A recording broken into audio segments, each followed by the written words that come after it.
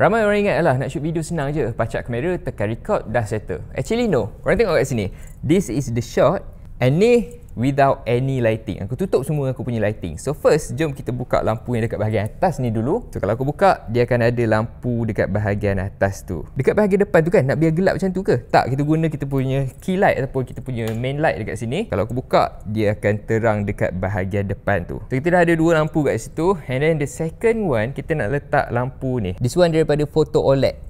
This one, dia boleh hasilkan macam tu. Dia ada macam matahari macam tu kan. So dia akan jadi cantik macam tu. Tapi tak cukup lagi, dekat bahagian tepi ni nampak macam gelap kan. So kita onkan lampu ni untuk hasilkan video ataupun gambar yang macam tu. And the last one, kita buka lampu tu. So kalau kita buka lampu ni, dia akan nampak lagi cantik. Ada depth, nampak 3D.